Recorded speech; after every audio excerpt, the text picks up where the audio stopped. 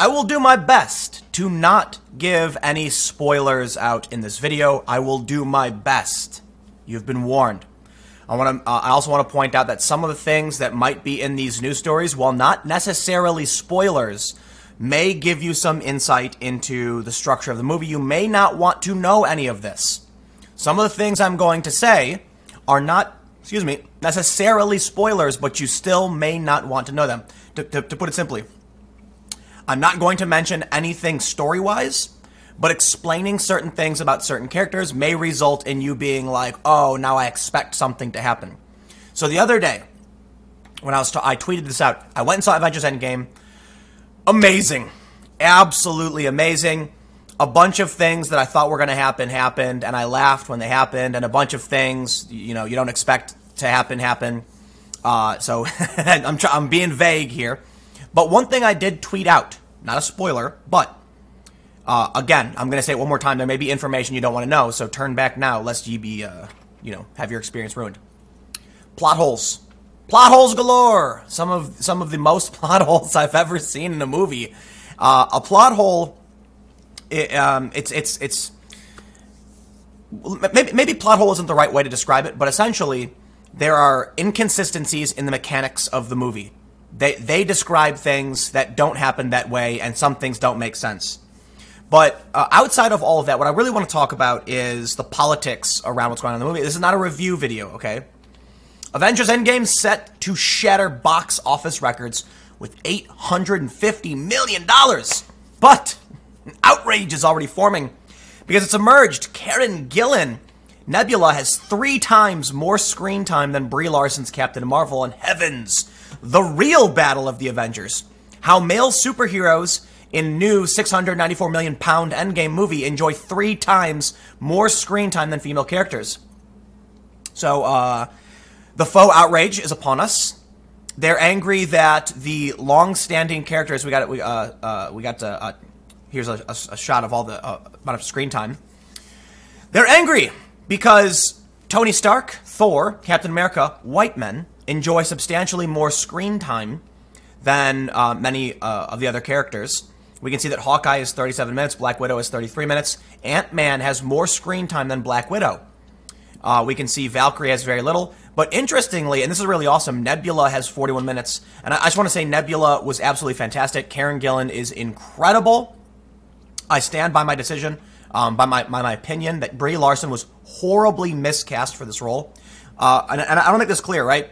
There's a lot of like anti-SJW, SJW like arguing about Brie Larson. And I want to say this. I'm not a fan of her politics. I think she's abrasive, and that's about it. I think a lot of people overhype the conflict. I made the video the other day about the interview she did, or 2 days ago.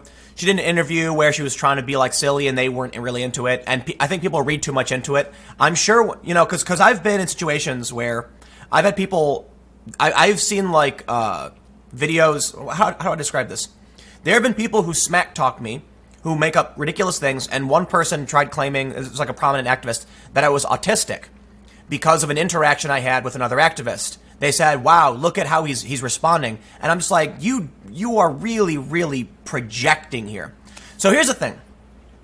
Brie Larson is abrasive. I think she's just not cool. You know what I mean? Like, there's a certain charisma and lax attitude that a lot of people have. Jeremy Renner has it. Scarlett Johansson certainly has it. Karen Gillan kind of has it. It's where you're just kind of like, you brush things off. And so that translates into a bunch of things. If someone makes a silly joke, you'll just like chuckle and be like, oh, I don't care, whatever. Brie Larson, on the other hand, seems to take things really personally, and that's probably how, that manifests into her activism. Personally, I'm sure, and I said this the other day, I'm sure if I met her, you met her, you'd probably get along just fine, right? I'd be willing to bet, just like with Sargon's, so if you didn't see the video, Sargon of Akkad sat down with this woman who was really upset over this tweet, and he apologized to her, and she's like, oh, okay. Like, I seriously be willing to bet if you met Brie Larson and said something like, hey, man, you said some things that were kind of mean and I didn't like, she'd probably apologize. She's not, I'm not a fan of her activism, but the bigger issue here that I think a lot of people don't seem to understand is that she was miscast in this role, and it doesn't work. It does not work. There were audible groans and laughing at some of her scenes, so I don't want to spoil them for you. But it's like, oh my god, I can't believe that. Are you kidding me?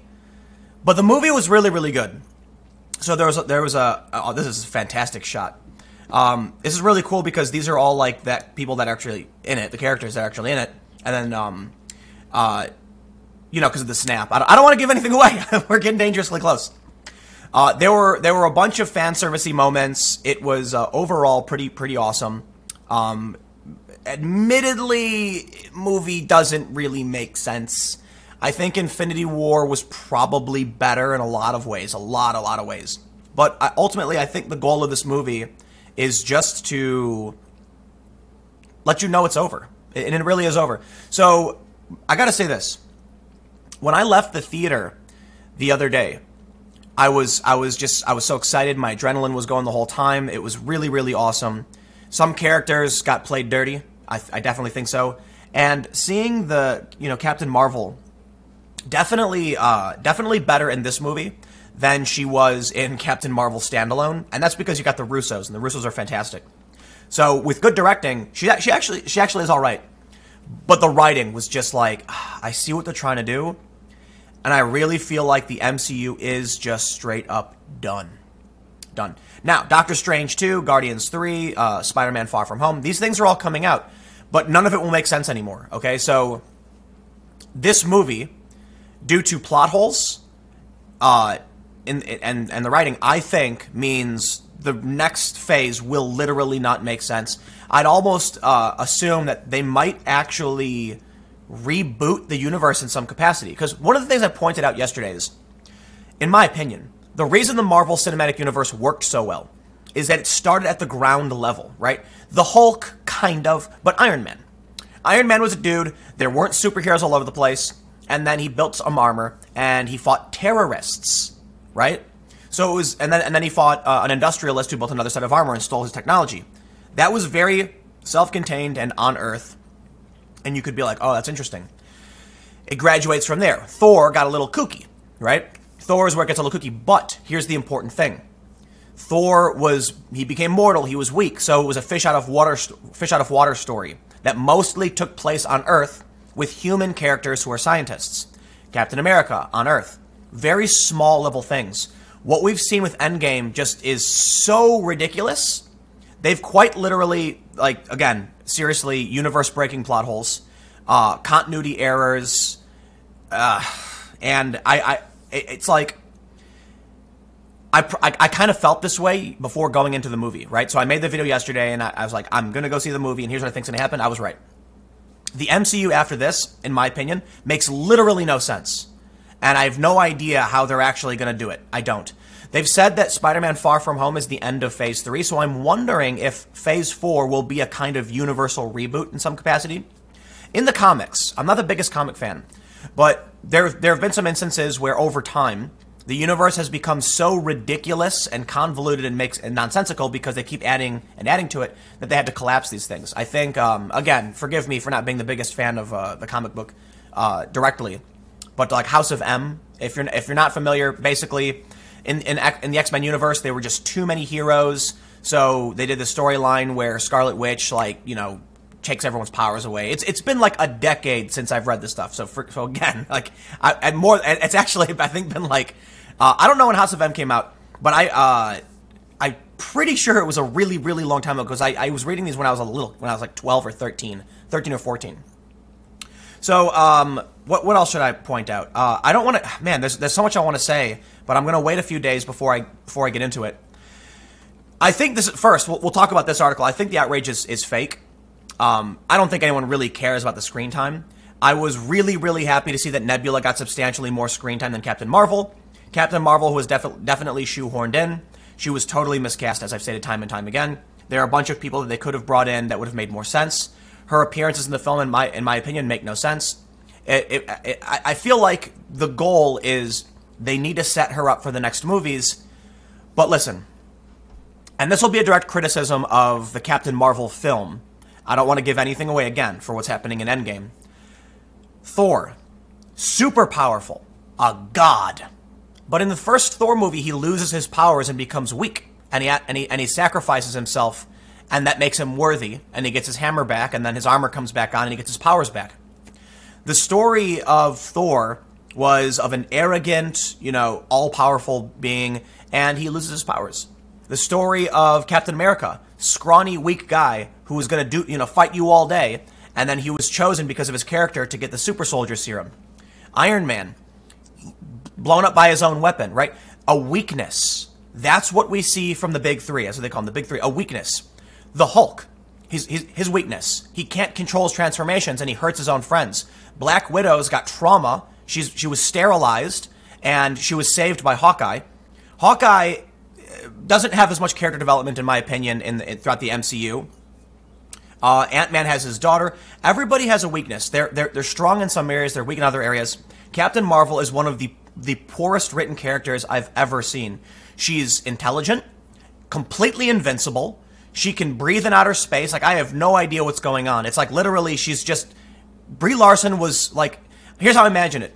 They're sitting around at a writing table, and they're like, so how should we write this new character? Deus Ex Machina? Deus Ex Machina. Yeah, just literally whatever. It makes no sense.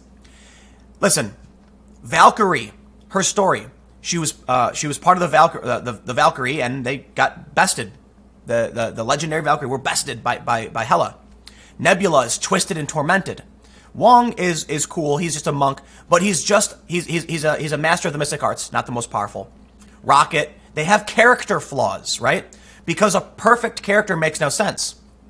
Captain America is maybe a little bit too perfect going into Endgame for one. But when you see all these characters, you're like, oh, that's so cool because they're not all powerful. The characters are all strong in their own ways. No one character is necessarily stronger than the other, and this is exemplified perfectly in the first Avengers movie. Although Thor is technically at a much, much higher power level than the rest of the heroes, in the forest fighting scene in the original Avengers, Iron Man fights Thor, and they're actually fighting, and it's not just one over. There's different things. Thor blasts Iron Man with lightning, and then Tony Stark, I think it's Jarvis says power at 400%, and then he fires back, and then Captain America, who is much weaker, Thor hits him with the hammer, but his shield deflects it, showing you something incredible. And this is a great thing they've done. It was really, really great story writing. They show you how all of their powers play up. They show you how they interact, and they show you how no one hero is necessarily more powerful than the other in certain respects. Because of that, we know, like, in this circumstance we need Iron Man, in this circumstance we need Thor. Then when you see in the Avengers, I think it was Tony, he's like, Cap, call it. And then Cap says, okay, Hawkeye, I need you here. Like, get up on the roof, point things out. He's like, Thor, I need you to bottleneck that portal. He's telling them what they need to do based on their strengths, because they're not all powerful. Unfortunately, what they do with Captain Marvel is, she's basically just like, might as well be a giant pencil writing in whatever they want, because even Superman isn't that good, right? Oh my God, I don't know, man. I'm ranting about this now. So let me wrap up with my final thoughts. I stated this earlier. I'm just gonna do a quick recap. The movie breaks the entire MCU. It just gone. After you see it, maybe you'll agree or disagree. I suggest after you watch it, you can look through. I've looked through like forums on Reddit, and I see a lot of the same points being brought up. But people are mostly saying, look, the movie is really, really good. I would definitely give it like a 9 out of 10 for sure. It's just, it really is the end of the MCU. And again, I'm not trying to point the finger at Brie Larson here. I'm not trying to make it seem like it's all her fault. I'm just saying it's an example of how you've got all these different factors: plot holes, continuity errors, universe breaking, storytelling, and you have Captain Marvel, who represents the next wave, but she's perfect in every way. There's no character flaws, there's no story arc. It's just like, there's a god. And that's just not good storytelling. We need to see people overcome. Even Valkyrie had to overcome her boozing. She was a drunk and she refused to fight. They have Nebula overcame being the daughter of, she was a daughter of Thanos, eventually turns and joins with Gamora and Guardians 2. Okoye doesn't have as much character development throughout the series, but they have had great females, and, we get to see that arc. Captain Marvel doesn't have that. If that's the basis for the future of the Marvel Cinematic Universe, I just don't see it. They've shattered the universe, and they've introduced a character that makes no sense. But I want to point one more thing out, too. We're going to go a little bit long on this one. Over at the Gamer Ghazi subreddit, if you're not familiar, they self-identify as SJWs. I'm sure many of you probably know what Gamer Ghazi is. So there's like Gamer Ghazi and like Kotaku in action, and it's like the Gamergate and the Anti-Gamergate or whatever. And I think one of the big challenges that people have politically, aside from actual political differences, is that they don't consume the same information. So I want to make it clear, I'm not highlighting this in any way to be critical of Gamer Ghazi or anything like that. There's a thread here from 8 hours ago that says, okay, now I'm hearing from the anti-SJWs that the Avengers cast, Chris Hemsworth and Don Cheadle in particular, hate Brie Larson. What is going on? Because I'm out of the loop. And the top comment says, there was an anonymous source that said Brie Larson pissed off a bunch of people on set and executives wanted to cut her out of the MCU because she was so hard to work with. Then a few weeks ago, Marvel announced a sequel and said she was the new face of the MCU. I think it's funnier that you're getting the timeline this way after all the BS already played out. So completely detached from reality like usual. Well, actually, that's wrong. As many of you are probably aware, the controversy was a couple of interviews. This one in particular, where Hemsworth and Brie Larson are talking, and Brie specifically says, I think we're fighting right now. It's actually been an all-day thing. That didn't really seem like part of the interview. And there was another instance where Don Cheadle was making fun of her for eating bacon and said she's going to launch her own line of bacon dispensers. And she does this really, like, the way she reacts, either Brie Larson is a really, really great actor, or she was genuinely offended, in my opinion. Because she turns to him and goes, oh, bacon dispenser, right? Ha ha ha, it's so funny. And I'm like, whoa, that was genuine, right? She seemed pretty upset. My opinion, as you heard in the beginning, I think people look too much into this. It seriously could have been like she stubbed her toe on the way in or somebody, like, you know what I mean? I'm sure they're professional. It's probably not a big deal. Chris Hemsworth said quietly, like not in response to a question, I think you've successfully stolen the torch at this point. So there's a lot of things in the interview that kind of made people go like, whoa. There was another interview where Brie Larson says that she uses her position to promote activism, to be accountable to others.